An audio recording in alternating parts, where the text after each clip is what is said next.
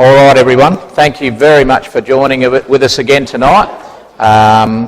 We are going to make a start because we've got a bit of information to get through tonight, and we hope we can finish within the hour, as we normally do. I'll put that down there a little bit more. How's that? Can you hear me back there, Julie? All right, Elizabeth? Good. Okay, well, we're at seminar. Now, hang on, John. Is that... Don't scream? Okay, I'll try not to scream. If I put it down there, that little bit better. Better? It's funny, it makes it a bit different to the other microphone. Maybe if I go even down lower. What about down there? How's that? That's it? There you go. It's a matter of positioning where that microphone goes. So we're in business. Excellent. All right, well, we're going to get a start. Now, we did finish off last week because, of course, we ran out a little bit of time, and we want to continue on where we left off. We just hope you can sort of remember what we did last week, and that was looking at Ezekiel 37, looking at those bones that were all in that valley that Ezekiel saw and how they all started to come together, and that was a prophecy made 2,500 years ago that related to Israel being reformed and reconstituted over a process of time. Not when I say time, I'm talking time only within the last 100 years or so, to become a nation once again. And yet that prophecy was made 2,500 years ago. Not something that was made, just over 100 years ago. It was made 2,500 years ago, and it was given to the prophet Ezekiel about how Israel would be formed. Now, I'll throw a question out very quickly. God said he would use two means would happen to cause Israel to come back to the land. We really dealt with the first one in a reasonable amount of detail. Certainly not any great detail, but enough for us to get a bit of an interest as to what happened. And he says in Jeremiah that they were styled as what? Fishes. Yeah, exactly. All Nathan had to do was that. Darren yelled it out, fishers. So God said, I am going to send fishermen, fishers, people that would try to lure, because that's what a fisherman does. He puts out a lure, puts out a hook with a bait on it, and they would try and lure you back to the land. Fred's going like that, which means he's a fisherman that tells whoppers, because normally when you go out and Fred, you catch something about that big, and it's usually a toadie. Not really. Actually, I saw a picture of the giant snapper that he caught over a long weekend. It was a huge one just off Port Hughes. Very well done. So it's a fisherman. It's a means whereby the fisherman goes out to try and lure people with a bait back to the land. And that type of fisherman came in the form of what movement? Start of a movement that happened in the late 1800s. Matty, you yelled something out. Zionist movement. Good, Matty, that's exactly right. The Zionist movement, headed up by a man called Theodore Herzl, all right? And he was the chairman of the Zionist movement, and he started the whole movement going, and he had a reasonable amount of support from the European Jewry at the time. When I say Jewry, I mean Jewry, all right? Not jury as in the court judicial system. Jews. He had a lot of support from the hierarchy of the Jews to try and somewhere down the track get a homeland they could call Israel or call home for Jews that wanted to go back there. Well, he started off thinking that Israel, the ancient geographical area of Israel as known in the Bible, that we know Israel as today, would be where they started, but he knew that wasn't going to be possible. Who controlled Israel at the time that Theodore Herzl was chairman of the Zionist movement? Yep, someone yelled out, Turkey. Exactly. The Turkish Ottoman Empire started many hundreds of years before, and they were still a reasonable power to be reckoned with, and they in themselves had control of what was known then as Palestine. So whilst they wanted that ancient homeland to be able to call home, the Zionist movement were not in any position to be able to negotiate with Turkey to be able to get that back. To get that land back, because Turkey was not going to give it to them. They approached Britain and said, what can you do? Have you got any pressure you can put on Turkey to allow this to happen? And they said, we can't help you. And Britain decided they were going to give another country, another area to Israel. They said, look, we can't help you with that, but what we can help you with is another little entity, another little country that we would like to see you have as a homeland. Do you know what that nation was, or what that country was? One of it was northwestern Australia.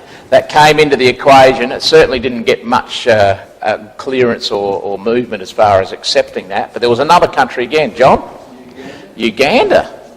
Uganda was the one, and all of a sudden, Theodore Herzl and his other two buddies that were on the chair with him, on the chairman's board with him, the board of directors, they decided that, yes, this is the only way we're going to be able to move forward, is to accept Uganda.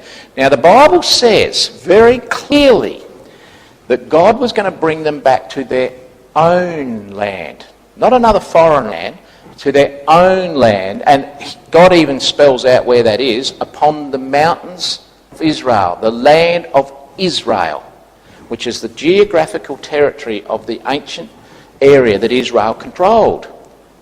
So all of a sudden we've got these three very powerful men, one in particular, Theodore Herzl, who is going down the path of saying, guess what, we're going to have to accept Uganda, because much as I would love to have ancient Israel, our ancient geographical territory, we're never going to get it because Turkey controls it. They're not going to give it to us Jews. We can't, excite people to come back to a dust bowl, because that's all Palestine was at that particular time. So let's go for Uganda. It's been off to us. The British government has said, we'll let you have it. We're looking for some entrepreneurial type people to come in. Can't get any better than the Jewish people than being great entrepreneurs. That's no doubt about that. They are fantastic with being able to stimulate business and finances and money. And they said, look, let's give them Uganda. That sounds great. It wasn't going to fit the mould that was created by God. Because the mould created by God says, you're not going anywhere in the face of this planet except back where I'm going to bring you, which is in your own land. That's the only place you're going to come back to. So these men, not realising that God had this mould in place, probably not realising that God had even made such prophecies, because many of these Jews had a scant understanding of Bible prophecy, but not a great understanding of it. They said, nah, we'll sign off on Uganda. And what did God do? Took those three men out of action very quick. And the head man, Theodore Herzl, chairman of the Zionist movement, who was only days away from signing off on a document to have Uganda as the homeland, was struck dead with a heart attack at the age of 44. Gone. And his other two men died not that long after. It wasn't straight away, but they did, want to continue on the work that had been done, and so God took them off the scene very quickly, and they weren't very old either to be taken off the scene with heart attacks. So they were gone, and it left a man called Cain Wiseman, who was always opposed to Uganda as being a homeland, and he said, no, not going to be, it's definitely not going to be Uganda, it has to be Israel. And so he channeled that course back on track to fulfil God's requirements. But of course the fishermen had very little success in trying to get people back to the land. The majority of the Jews at the time were living very comfortably in Europe, and it just wasn't going to be acceptable for them to give away their fantastic jobs, their fantastic lifestyle, their great opulent luxury, to sell everything and go and live in a dust bowl. It just wasn't going to work. So God said, well, I've paved the way with the fishermen. The fishermen have been used. By the fishermen we were able to get the Balfour Declaration. Do you remember we talked about the Balfour Declaration last week? Which was an instrument that God has used, or God used to officially announce to the British government, who, by the way, First World War, were able to rescue Palestine away from the Turks. Because you remember the First World War, General Allenby was a major general in the First World War in the British Army, came up from Egypt. You all remember this. Australia played a big role in this. You remember that? The charge of the Light Horse Brigade. Remember that, Ross? That's exactly right. You were there. He was there. Well done. I was there. And of course, Australians and the British, they pushed the Turks out of Israel, and when they got to Jerusalem, Allenby actually took control of Jerusalem without the Turkish army even firing a shot. And the reason is, and this is what is said, and I believe it is fairly accurate, is that the Turkish army heard, they didn't hear the full name, they heard Allenby. Allenby is riding into Jerusalem. Allenby, Allah is riding into Jerusalem. They did not pick up Allenby. They just thought Allah is riding into Jerusalem. And all of a sudden they saw these horses just coming and they thought, Allah is coming into Jerusalem. So they laid down their rifles and just let him come into Jerusalem. Not even one shot was fired. And they took control of Jerusalem. So the whole of Palestine was recaptured by the Brits in the First World War. And as a result of that, Britain was now in a position to be able to give Palestine back to the Jews. You see how God works? He's just there behind the scenes, working amazingly in fulfilling all these prophecies to allow Israel to finally be able to call Israel, the place in which is clearly defined in the Bible as being their homeland. Well, as we said, you can do all of these marvellous things. You can put the fishermen out there, as Fred would know, unless you've got a real succulent bait, you're not going to catch any fish. And Israel, Palestine at the time, was not a succulent bait on a hook. It wasn't going to track the Jews back to the land. So then God said that he would send hunters, and hunters would come. And that's found in that quotation which we looked up, Jeremiah 16 verse 16, I will send fishers and they will fish them back, and afterwards I'll send many hunters. They will hunt them from every mountain, from every hill, and out of the holes of the rocks. And you cannot, as we said last week, you cannot get any greater hunter than that man there, Adolf Hitler. He was the greatest hunter of all time in Israel's history, responsible for the cruel death of 6 million Jews, and he hunted every Jew out of every rock, out of every cave, out of every home, out of every cellar, out of every place he could find them in Europe, where he took great control over much of Europe to try and capture those Jews and put them to death. That's what he did. And he had a great deal of success of, again, the persecution of the Jews, the fire that God said would happen to the Jewish race. The burning bush, remember we mentioned about the burning bush? You know, the fire would be there, but they'll never be put out of existence, ever. Never be put out of existence. And this particular gentleman here said in his book called A Nation Reborn, certain without Nazi persecution, Palestine Jewry would never have been strong enough to win its war of independence. So the Jews, having undergone 6 or 7 years, and in fact it was a lot longer than that because the persecution of the Jews started in 1933 and didn't end until 1945, so you're talking 12 years of absolute persecution by the Nazis. Really started in earnest in 1939, but nonetheless 12 years of this fire persecution coming upon them, and particularly the last 6 years in all of Europe, that somewhere along the line they develops a tenacity to want to get out of that place. They lost everything, and somewhere look around, the Brits have given us Israel. Let's get back to Israel. Let's go back. And they did. And here's a graph to show you exactly how many Jews entered back into Israel in a fulfilment of that prophecy. I will fish you back, says God. And there's the fishermen back there in the late 1800s. Had very, very, very minimal success. Then all of a sudden, you get to the Second World War in 1939, especially 1945 onwards. Have a look at that. Bang!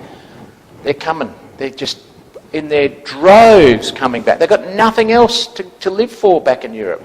All their wealth has been taken. Nazi Germany has destroyed everything that they have ever lived for, the finances. They've lost the lot. They've got nothing else. They've lost families, members, everything. We've got to start fresh.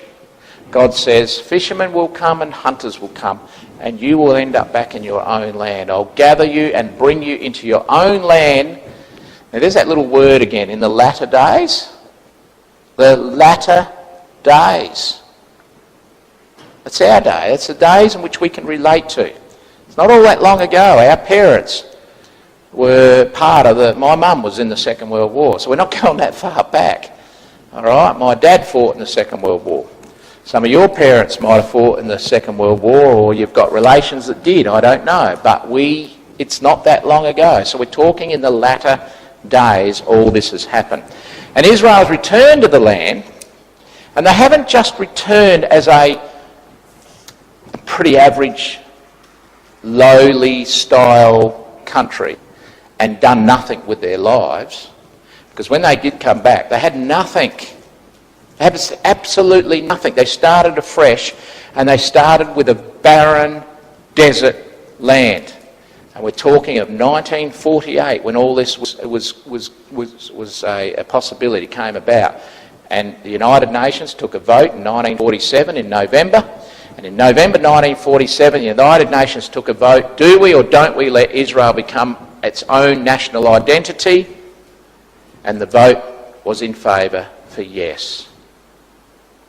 And in May 1948, they announced themselves as a nation once again. There hadn't been a nation in Israel for nearly 2,000 years. And now, in accordance with Bible prophecy and everything this Bible said about Israel has come about, and they're back in the land in 1948 as a country of their own identity known as Israel, just as the Bible said. Now, have they done anything with themselves? They are one of the youngest nations on the planet. They came back with nothing. They came back to a desert. They made themselves a home at that desert. And have they done anything? Well, God said, oh yeah, you're going to do things all right. I'm going to ensure that that land becomes prosperous for you and that you become my witnesses that I exist. I want everybody to look at you as a minority country, as a minority people, as a different people, as an unusual people. I want all the eyes of the world to look at you and see that I'm working with you to bring about my plan and purpose. So, the question is, has Israel done anything with themselves in the last 65 years? Because that's how old they are. 65 years old. Not very old. And in 65 years, you're going to be amazed by this next film clip as to exactly what they have achieved. Keep in mind that prophet Isaiah, the prophecy I told you about in Isaiah 43, verses 9 to 12. Remember what it said? Israel are my witnesses that I am God. I want you to look at Israel, God says, and see that I am working with them and I am bringing about my plan and purpose, not just with them, but with the rest of the world. So in 65 years, one of the youngest nations on the planet, have a look at what they've achieved. This is quite amazing. So I think this is the sound part here, Ben. So let's have a look. One of the smallest countries on Earth, with 1/1000th of the world's population, only 60 years old, under constant threat, and yet, relative to its population, Israel is the largest immigrant-absorbing nation on Earth. It has absorbed 350% of its population in 60 years. Israel is the only country in history to have revived an unspoken language. Since the founding of the state, Israel has more Nobel Prizes per capita than any other country. It has more laureates in real numbers than China, Mexico, and Spain. Israel has the 8th longest life expectancy, 80.7 years, longer than the UK, US, and Germany. Israeli films were nominated 3 years in a row for the Academy Awards Best Foreign Film.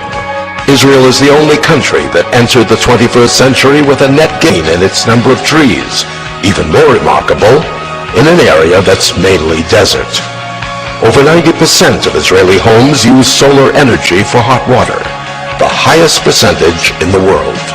Israel's scientific research institutions are ranked 3rd in the world. Israel is ranked 2nd in space sciences. Israel produces more scientific papers per capita than any other nation by a large margin. Israel has the 3rd highest rate of entrepreneurship among women in the world. Israel has attracted the most venture capital investment per capita in the world, 30 times more than Europe. Israel leads the world in patents for medical equipment. Israel has more NASDAQ-listed companies than any country besides the US, more than all of Europe, India, China, and Japan combined. In proportion to its population, Israel has the largest number of startup companies in the world. In absolute numbers, Israel has more startups than any country other than the U.S. Israel is the only country whose indigenous population returned to its native land after 2,000 years of forced exile.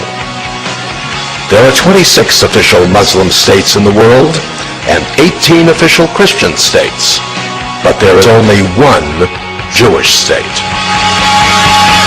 Israel is, by many measures, the country relative to its population that's done the most to contribute to the technology revolution. Now, when you look at the NASDAQ, companies are listed from around the world. There's one country, though, that truly stands out, and that is Israel. If you go to the Middle East looking for oil, you don't need to stop in Israel.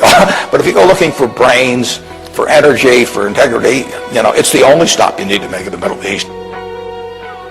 For over 60 years, Israel has been at war, the target of terrorist attacks, and boycotted by many of her neighbors.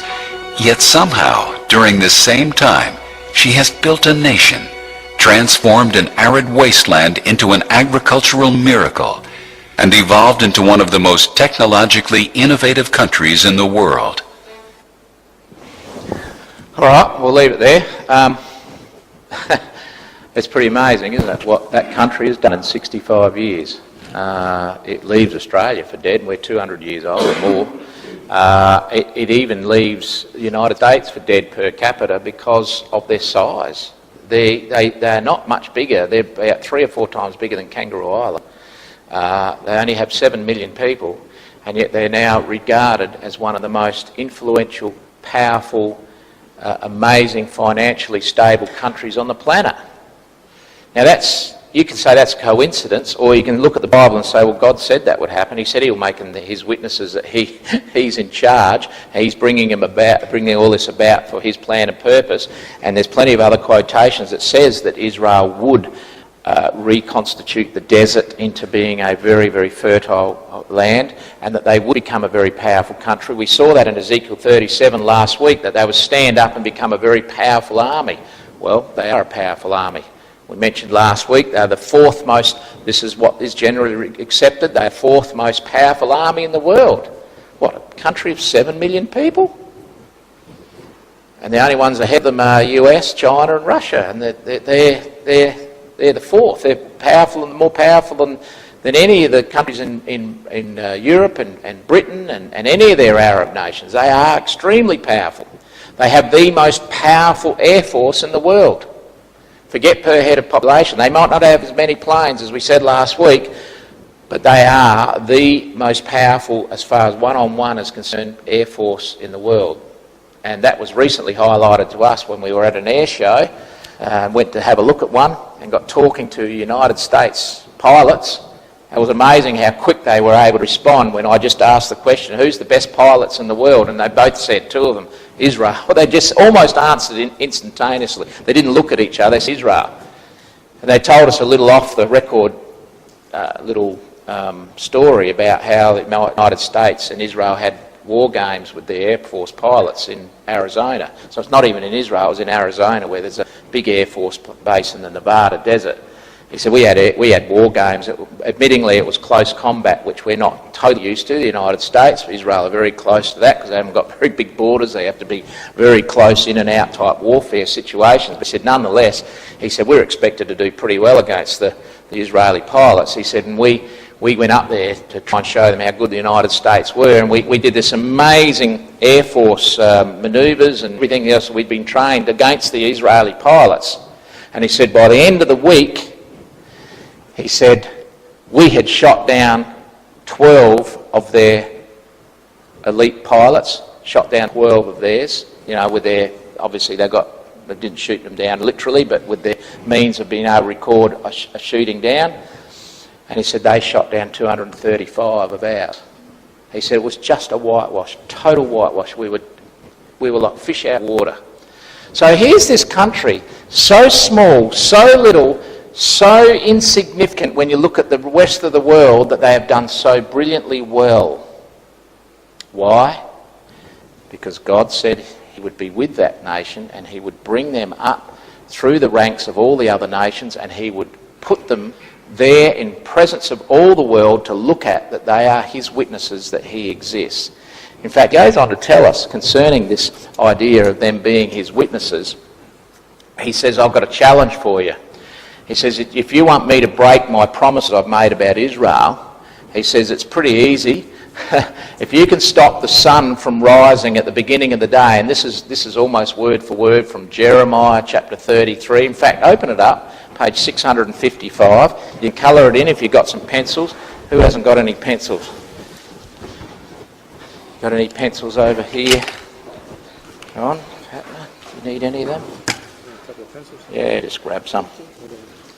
You need one, John? There you go. Ross, you probably got this already coloured in. Sandy, you might want some pencils there. You can colour this quote in. Actually, you can give them out, Liam. Oh. Page 655 of your Bible, you'll have this quotation in Jeremiah 33, verses 20 to 26. You can colour all that section in because it'll stand out in your Bible. This is what God says in summary. He says, if you can stop the sun from rising at the beginning of each day, and if you can stop it from setting at the end of each day, then guess what? You may. He doesn't even say you will. He says you might. You just might be able to stop me from fulfilling my prophecies and promises I have made regarding Israel. So have a think about that. He says, if you can stop the sun from coming up in the morning and stop it from setting at night, then you might just have a little chance to stop my prophecies from being fulfilled with Israel from happening. You and I don't know, what about over that side, Liam? In the back row there? You and I know full well, none of us, nobody, none of the brilliant, most amazing scientists in the world could ever stop the sun from coming up tomorrow morning, and we can't stop it from setting. So therefore, we cannot stop God to fulfill his promises with Israel. And his promises with Israel are amazing. Thanks, Liam. Their remarkable revival was spoken to us in Ezekiel 37 with the vision that he gave Ezekiel of the valley of dry bones all coming together. And he says, I'm going to bring you into your own land. I will place you in your own land, he says in verse 12 and 14. Then you will know that I, the Lord, have spoken it, have performed it. I will make them one nation upon the land, upon the mountains of Israel. And he's not just going to make them any bland, normal, boring, struggling nation in the Middle East. Do you know that Israel has more GDP than all of their surrounding Arab nations? Gross domestic product. All right? There's 7 million people surrounded by 200 million Arabs. Egypt, Libya, Syria, Jordan, Lebanon, Iran, you name them all. Not so much Saudi Arabia because they're wealthy because of their oil, but you look at all those other countries around them, and Israel, of a population of 7 million people, outshines the lot of them. They are the only stable democratic country in the Middle East. How can that be? They've had 5 major attempts on their existence to try and annihilate them and then put them out of existence. And they've had this terrible situation of having to face 5 wars, starting off in 1948 with 100 million Arabs versus 3 million Jews, trying to annihilate them and destroy them. They won that war. They won the 1956 Suez Crisis War. They won the 1967 Six-Day War, which the whole world stopped still over that one. Not only did they win that war, they extended their borders 2.5 times. They took control of all the Sinai Peninsula. They took control for the first time in 2,000 years of Jerusalem, a fulfilment of prophecy in Luke 21. Then, of course, 1973, they had another major war they fought with the Arabs. And in 1985, they had another one, Yom Kippur, and then 1985, the War of Attrition. So they've faced 5 major wars of the Arabs trying to annihilate the Jews. And God says, it's not going to happen. Though I make a full end of all nations, he said in Jeremiah, I will never make a full end of you, Israel. You're back in that land, you're there to stay. Anyway, the more you look at Israel, the more you start to realise how powerful this book really is and how it is what it claims to be. It claims to be the Word of God, and it is, because no way could all this just happen coincidentally when the Bible said it would happen 2,500 years ago. So we can put some dates here. Israel's remarkable revival. He says, I have spoken it. Or when did he speak it? When did he say all these words? You know when he said all those words? He said it to Ezekiel. And he said it 2,500 years ago. It's going to happen. The key to when it was going to happen is that word latter days. The days in which we live. And then, of course, he says, I have performed it. When did he perform it? When did it become a reality? Well, it became a reality in 1948, 65 years ago. That's when it became a reality. So God is true to his word, and when he uses those terms, latter days, he means it. So a very quick rapid review of what we've dealt with so far. We looked last week at this dry, dusty bones, Ezekiel 37. They came alive. They all came alive, step by step, a process. And they all happened with a great deal of fanfare and enthusiasm, and Ezekiel was looking, thinking, wow, look at all this happening, bang, bang, bang. And of course we could put dates alongside of all those times when it happened. And Jeremiah 16 says that this will happen as a result of of God bringing about Israel back to their land by using both fishers and hunters. And of course you couldn't get any greater men than these two to fulfill those roles. Theodor Herzl is one of those fishermen, and of course Nazi Germany, headed up by Adolf Hitler, as the hunter. Well, they did come back to the land. They came from all over the place. They ended up back in the land, and we saw a great rise in the population of Jews coming back to the land, particularly from the Second World War onwards.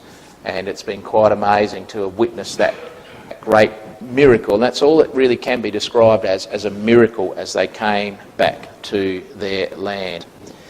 So that's what we dealt with last week. We can see that 1948 holds a very special place in the hearts of Bible students because of the prophecies made. And you will notice that it says there, I will bring you into your own land, I will place you in your own land, then shall you know that I have spoken it, I have performed it, I will make them one nation upon the land of the mountains of Israel. And then it says, one king shall be king to them all. Since 1948, there's never been a king in Israel because they're not a monarchy. They're a democratic republic. They don't have kings. Don't have any kings. But the Bible says there will be a king, and he's going to be king to them all. So what we can deduce from that verse there is that we're living between that end of that statement there and the beginning of that statement. That's where we're living right now. This next part hasn't yet been fulfilled. Because there hasn't been a king. You know, when Israel was reconstituted as a nation in 1948, they actually printed a stamp. And I think there's a few Christadelphians have got a copy of this stamp in 1948. They actually produced a postage stamp because they were thinking ahead, thinking how we're going to run our parliament. And they produced this stamp, and it had a picture of David Ben-Gurion. Does anyone know who David Ben-Gurion was? First Prime Minister of Israel in 1948. And it had a picture of this postage stamp with King David written on there. Because they were thinking they would go down the lines of becoming a monarchy with a king. And so they enthusiastically got all these stamps produced and everything, ready to send them out. And they came up to David Ben-Gurion, who, by the way, was a major player in the re-establishment of Israel as a country in 1948.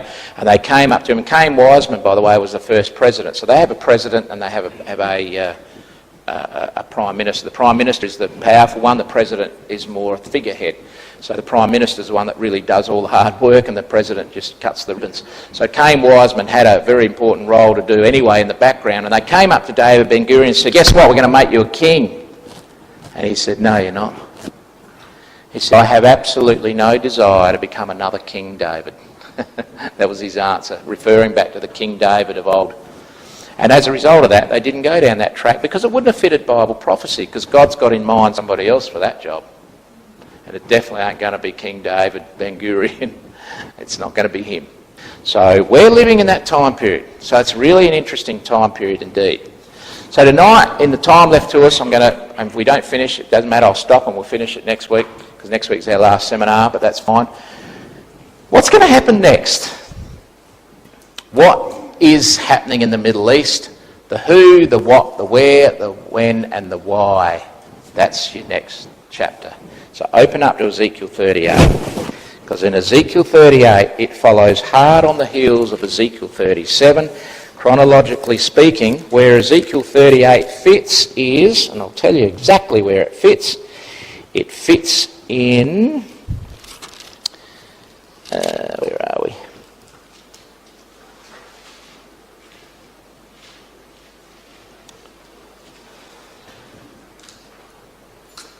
Verse, and then 22. If you've got a little marker in your Bible or a little pen, you'll see verse 22. It says, I will make them one nation in the land upon the mountains of Israel. See the little semicolon there? Have you got one in your Bible? I don't know. Got a little semicolon after the word Israel.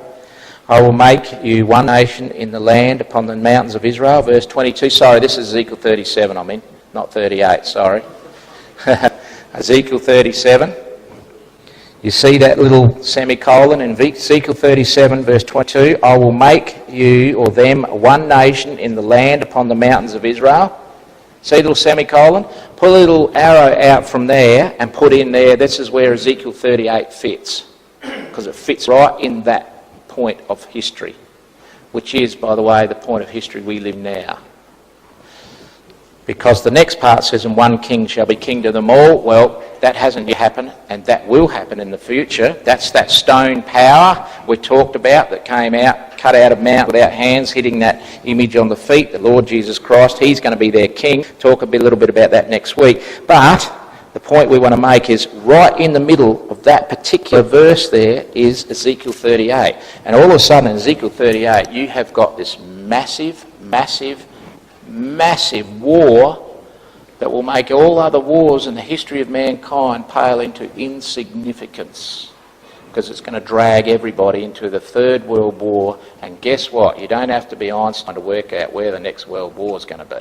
It's not going to be in North Korea, not going to be amongst China and Taiwan, it's not going to be in the Balkans over there in Serbia and Croatia, it's not going to be in Argentina and the Falklands anymore. It's not going to be over there in Venezuela, who just lost their president, and of course they don't see eye to eye with USA. It's not going to be in any of those countries. It's not going to be in the poor countries of Africa that are having all these tribal upheavals, and France has gone there to try and sort things out. It's not going to be anywhere there. You don't have to be a Rhodes Scholar to work out where the next world war is going to be. It's going to be in the Middle East. And it's definitely going to be around Israel. And Ezekiel 38 tells us that, because that's what it's all about. So we got the who's, the when's, the why's, the where's, and the what's. So we're going to go through this and just have a look. So Ezekiel 38 primarily is a prophecy, again, 2,500 years ago, written by the same prophet of Ezekiel 37. So he saw all that that vision of the valley of dry bones all coming together. You know, can these bones live? Well, I don't know, God. You would know. And while he was watching, they all came together. Israel's been constituted as a nation. This is fantastic. They're a powerful nation in the Middle East. God is telling Ezekiel all this. Wow, that is fantastic. Well, hang on, Ezekiel. Hang on. I'm going to give them one king, and a king is going to be king over all of them. But before that happens, have a look at this. And he transports Ezekiel's mind into Ezekiel 38 and says, have a look what's going to happen before that occurs. And when you get to Ezekiel 38, my goodness, we have got a major battle on our hands.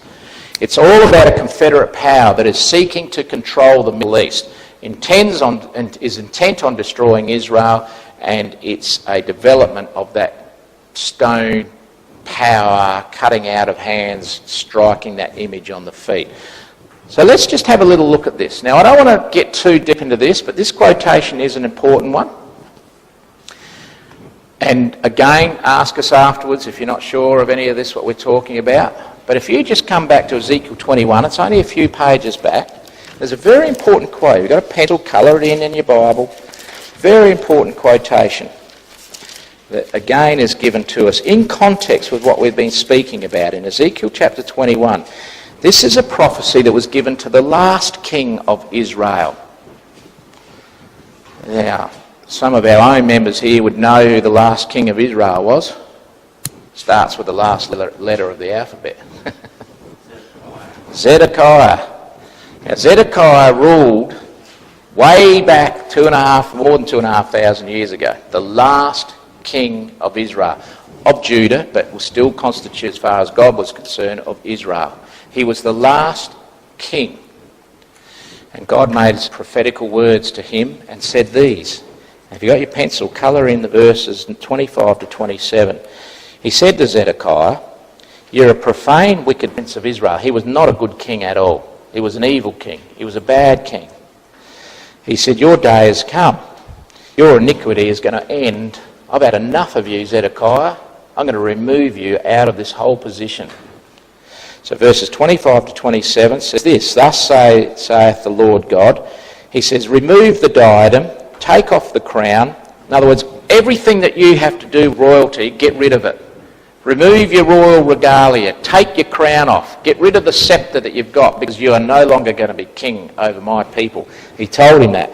You are no longer going to be the same. I am going to do something totally different with the kingdom of Israel. This shall not be the same. Exalt him that is low, abase him that is high. And now look at verse 27. This is important. God says, "I will overturn it." What's he talking about? Well, he's just talking about the nation of Israel. He's talking about the kingdom of Israel, the nation of Israel. He's saying 3 times, I'm going to overthrow that nation. 3 times. I'm going to overturn it. I'm going to overturn it again. And one more time I'm going to overturn it. And it will be no more until he comes whose right it is, and I'm going to give it to him. You remember what they put above the Lord Jesus Christ's cross when they crucified him? Jesus of Nazareth, the King of the Jews. John, exactly. He never got to play that role, but he will. Because God says, I'll give it to somebody who deserves it, whose right it is, and he will be the next king. Now the interesting thing is this. God said, I'm going to overturn Israel 3 times. 3 times they're going to be invaded by foreign forces that are completely going to upset and overturn Israel. You know, that's happened twice so far. First time was Babylon. Babylonians invaded Israel and took them all captive, took control of the nation, overthrew Israel, completely turned the nation upside down. The Medo-Persians never invaded Israel. Neither did Alexander the Greek. He came down into Israel. He was prepared to overthrow it, but when he rode into Jerusalem, the high priest went out, and you can look in the history books to see this, and they said, you're Alexander the Great. We knew you were coming because you were prophesied about to come. And he was so taken aback. He actually worshipped the God of Israel. He actually got off his horse, went down on his knees and thought, this is amazing. I've been prophesied in the Hebrew Bible. He never overthrew Israel. So the Greeks didn't overthrow Israel. Well, who was the next place to overthrow them? Well, we know who the next one was because the power of Rome did. In fact, they were the most severe of overthrowing Israel. They really decimated the place. They destroyed Jerusalem. They sowed Jerusalem with salt in AD 120. Can't remember, Ross. You'd be the man of dates. Was it? 135. That would be about right. Just didn't want anything else to do with the Jews. Get them all out of the country. Disperse them in the then known Roman world. Get rid of Jerusalem. Smashed everything to pieces, including the temple, and sowed the whole area in salt so nothing would ever grow there. That was the intent on the Romans. They definitely overthrew Israel. But it says here there's going to be another attempt, major attempt to overturn them. Now, who would that be? Well, it's going to happen in our day. Definitely going to happen in our day. And that's what Ezekiel 38 is all about. So twice this has already happened. There's another one yet to happen. And God says it will happen. So who is going to be that one? Well, that's all part of our talk for tonight and a little bit for next week. The fate of Jerusalem, city of division and war. Does anyone know what Jerusalem means?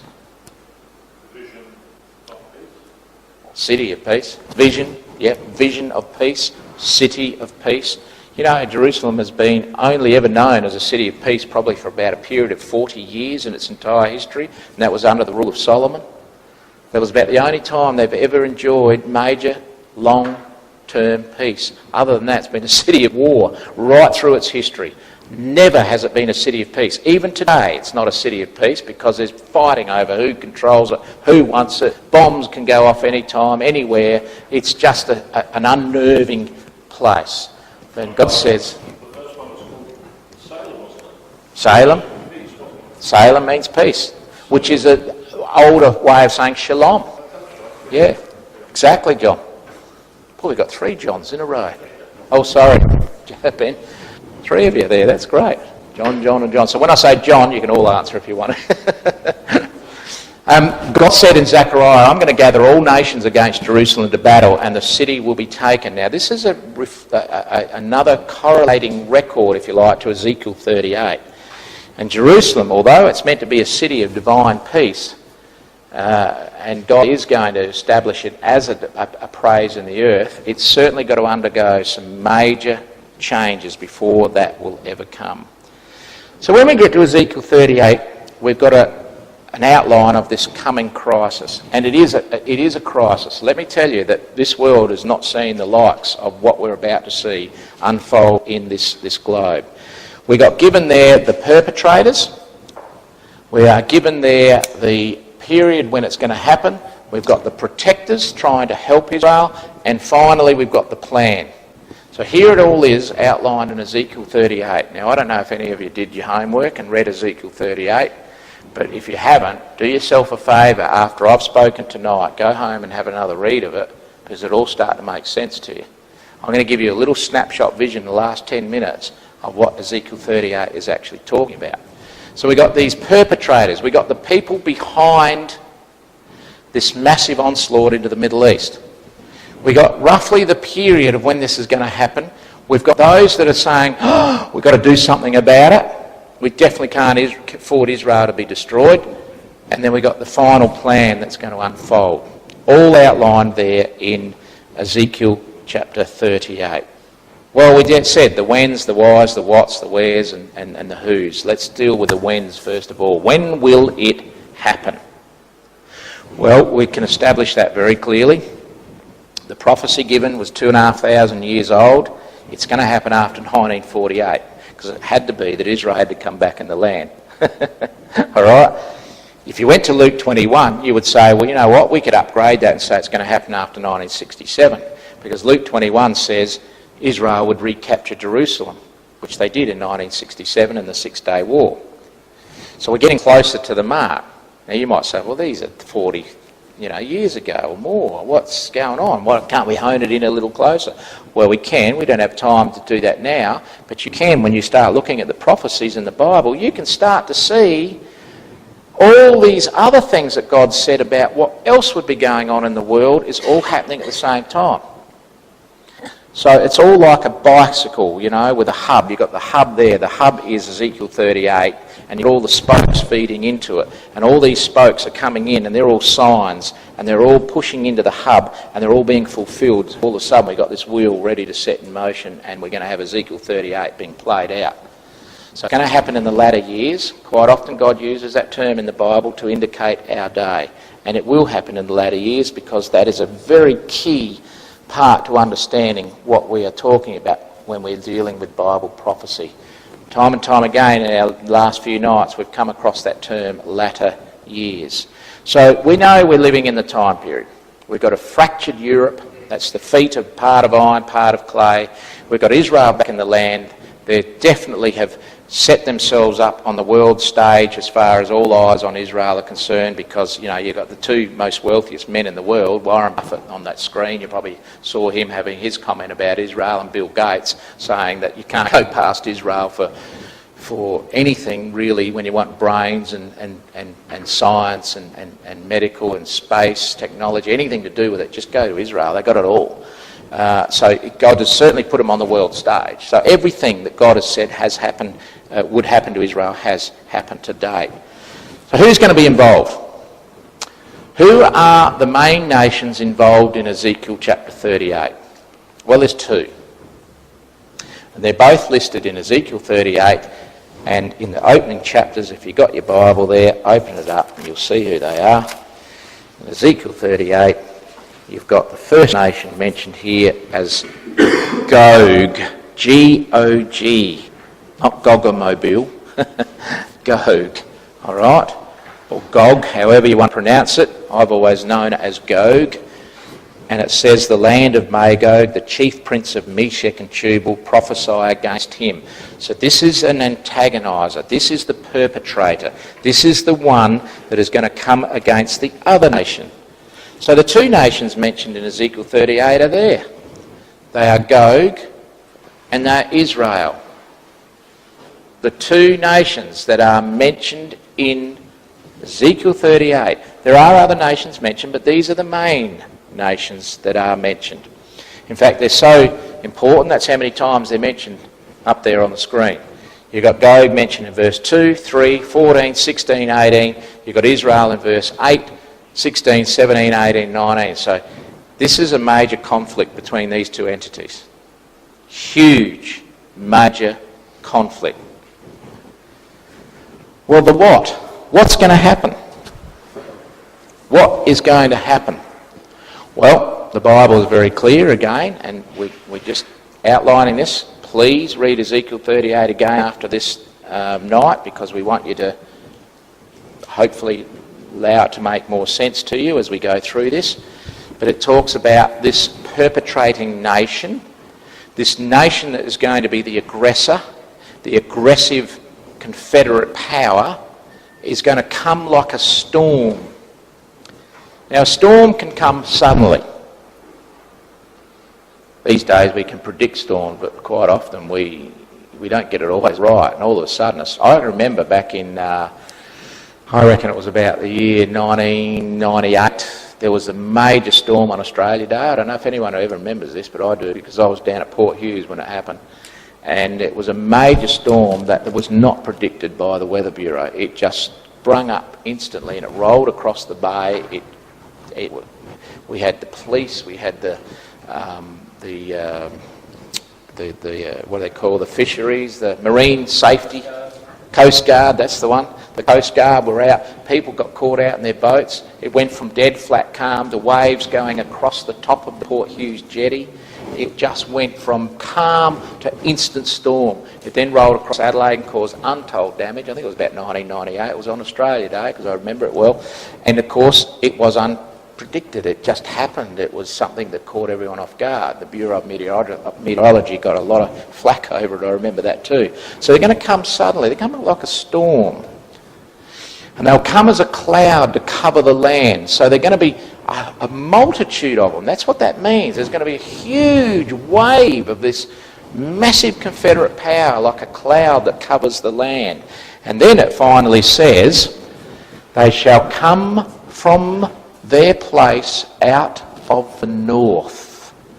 That's what it says in verse 15. So verse 9 says, they will come like a storm. Verse 16 says they'll be like a cloud to cover the land, and it's talking about Israel. And then it says they will come from the north. Now there's our first clue as to who this confederate power is. Who is it that's going to invade Israel and try and destroy them? Well, let's go to the where. So we've done the why and the what now, or the who and the what. Now we're going to the where. Ezekiel 38 verse 15 in the Revised Standard Version. I think some of you might have that version. I think, John, have you got that version? I'm not sure. But it does say, in fact, have a look what it says in our own Bible. in verse 15. Not totally different. Thou shalt come from thy place out of the north parts. See that? So this is where they're coming from.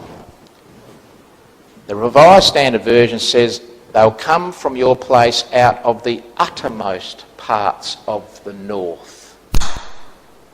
Now, if you draw a line from Jerusalem and go straight up, don't deviate, guess what? You'll virtually dissect the outer suburbs of Moscow. The uttermost parts of the north. You don't have to deviate, you'll almost dissect Moscow. So we're getting a little bit more of a clue here as to where Confederate power is coming from. So, Israel's dwelling safely, as Ezekiel 38 tells us. Suddenly, this huge storm brews in the Middle East and political powers of the world. A huge, massive army decides they're coming down to take control of the Middle East, maybe for the oil. We'll see about that perhaps next week. But where they're going to come from, well, the headquarters are all controlled from the uttermost parts of the north. So we're not talking of Turkey, because that's not the uttermost parts of the north. You've got to keep going, go across the Black Sea, and where do you get? You get into Russia. So we've got this amazing scene unfolding for us in Ezekiel chapter 38. Son of man, set thy face against Gog, the land of Magog. That's what it tells us here in the Bible, in Ezekiel 38. These are two distinct peoples, headed up by one at the top, which we'll talk about in a second. Our time's nearly gone. I'm just going to take you through a couple of more slides to whet your appetite to want to know the rest of the story next week. But son of man, set thy face against Gog. There's your first distinct people. And the land of Magog, the second. Who is Gog? I wonder who Gog actually is. Well, if you look in your Hebrew dictionaries, Strong's Concordance, the lexicons, those that have done some research into the Hebrew language, you will see that Gog simply means one at the top. That's what it means in the Hebrew. One at the top. It's like a dictator. One at the top. The leader in control of this great army that pours down into Israel like a storm. Well, son of man, set thy face against Gog, the land of Magog, prince of Rosh, Meshech and Tubal, and prophesy concerning him. So now the Bible's giving us more information. It's not just going to leave us vague. It wants to give us as much information as we can to research it and know who God is talking about. Well, who is Rosh? Who is Rosh and who is Meshech? Well, don't take this from Christadelphians. Take it from historians. And here's your historians that have said this. And this is both Encyclopedia Britannica. The name Russia is certainly derived from the name Russ or Ross. Not this Ross, but Ross. Bocart, who was an ancient historian, writes this: Ross is the most ancient form under which history makes mention of the name of Russia. And finally, Bocart says, well, Meshech comes from the Muscovites. Now, that Muscovite, by the way, they still call themselves Muscovites today. They are the city and fringe dwellers of Moscow. They're known as Muscovites. So here we have Meshech comes from the Muscovites. So we are being told here quite clearly the Bible is referring to 2,500 years' time, a country that's going to have its origins back in these names of Rosh and so on. In fact, here's another term, Rosh. This is by Gesenius, who was wrote the Hebrew Chaldean lexicon of the Old Testament. Quite a genius when it came to the Hebrew language. Absolutely amazing man. And he said this about Ezekiel 38. And this is well before Russia was ever a powerful country. This is what he wrote. He says, Rosh is the proper name of the northern nation mentioned with Tubal and Meshech. Undoubtedly the Russians, who are mentioned by the Byzantine writers of the 10th century under the name of so on and so forth. But he is saying that Rosh is undoubtedly the Russians. That's what is referred to in Ezekiel 38. Rosh is undoubtedly the Russians.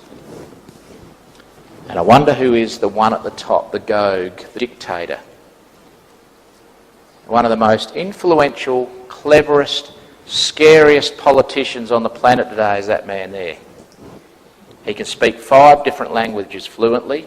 He's only a little man, but when he walks into the room, everyone shuts up and is quiet, both in the Western powers, because he is such a brilliant, high IQ man.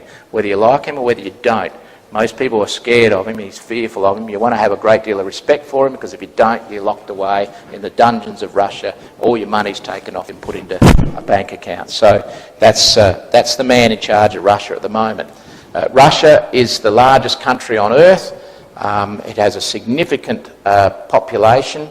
Islamic population, has the world's largest stockpile of nuclear weapons, still more than the United States of America, or of mass destruction. It has a lethal nuclear arsenal. It is the world's 2nd largest oil producer, and it is an indispensable player in whatever happens in the Middle East. The trouble they're having in Syria today would not be such a trouble if it wasn't for Russia, because Russia is force-feeding Syria, the Syrian government, with all the arms they want. They're also behind the nuclear reactor in Iran. They're doing everything they can to destabilise the whole area in the Middle East. And God says, Gog, the dictator, the one at the top, the one that calls all the shots, is in charge of this confederate power in Ezekiel chapter 38. And he is a man to be reckoned with as far as... I'm not saying it's him. I'm just giving you information about... by the way, I haven't even said his name. Does he look familiar to everybody? Vladimir Putin. Vladimir Putin, the Prime Minister of Russia. You know, he rewrote the Constitution just recently and put himself back in as Prime Minister, because a little bit like America, you can only stand for 2 terms, then you can't stand again. See, American, you can only stand for 2 terms as President, then you can't stand again. So what he did, he stood for the 2 terms, couldn't stand again, so he pulled himself off, went into the role of presidency, put Medvedev into power, controlled him like a puppet. Putin was still calling on all the shots, and while he was doing all the puppetry with Medvedev, he was still in charge, really, but, you know, to fulfil the Constitution, he was doing everything that was right and lawful. He was behind the scenes rewriting the Russian Constitution so that he could stand again. And guess what? He did stand again. He's now come back in, and he has the possibility of not only standing for another 4 years, but for another 12 years, because he extended it for 6 years 2 times. So he could be the next Prime Minister of Russia for the next 12 years, Ross. Not bad, is it? Not bad, 12 years. So this could be the man that Ezekiel 38 is talking about. A very amazing man indeed. Now I'm going to leave it at that, because next week we're going to see how all this unfolds. It's going to be quite amazing. I hope you're going to find it interesting. I'm just going to go straight to some more slides up here, ending slides that is, because we're going to see how we have to play a role in all of this and what is actually going to happen and where it's all going to lead to. So next week, God willing, we're going to just see where all this is heading, the grand finale. Who are the red nations, the perpetrators? Who are the, might seem as the goodies, not necessarily in God's eyes, but the ones that are pro-Israel? Where it's all going to head, what's going to happen, what it's going to mean to you and me, where we are going with all of this, and that is going to be all explained, all being well, God willing, next week. Now, also next week, you get your certificate for coming along, and again next week we have got on show, and I hope I can get these. I'll stick my neck out now and say we will, but we hope to be able to have on show here the gold coins commemorating the revival of Israel. They are worth an awful lot of money. They are actually gold coins, and they will be on show here next week under the absolute supreme guard of the toughest security personnel I've got, which is Jackson and Liam. So they'll be here, and you'll have to deal with those two. Otherwise, you'll be in trouble if you try to take them. You'll be dealing with those two. So basically, that's what we're going to do. We hope we've whetted, is that the word? Whet your appetite sufficiently to say, hey, let's make next week really good. We're going to put on a really good supper next week, Julie tells me. and we're going to make it a really great night. We hope it's not the end of the night. We're going to talk about some other things we might like to do. We definitely have, and I'll let you in on a little secret, we've been able to secure a film from overseas. So please try and keep this night free if you can. It's Sunday the 14th of April, so it's a couple of weeks after Easter, because next week's the lead into Easter. Sunday the 14th of April, 6 o'clock in this hall. We've got a film coming from overseas, lobbing here we hope, that is a journalistic, and I'll show you a little episode of it, or a little, what they call the trailer of it, next week, God willing. That will show to you what it's about, but primarily it's not done by Christadelphians, nothing to do with Christadelphians at all. It's a journalistic approach and a journalistic viewpoint of Bible prophecy. It's actually very fascinating, really quite interesting. I think you'll enjoy it, it's quite good. So we hope to be able to show you that, all being well, on April 14th. But anyway, we'll talk about a little bit about what we hope to do ongoing next week and see where we go with it all. So thanks.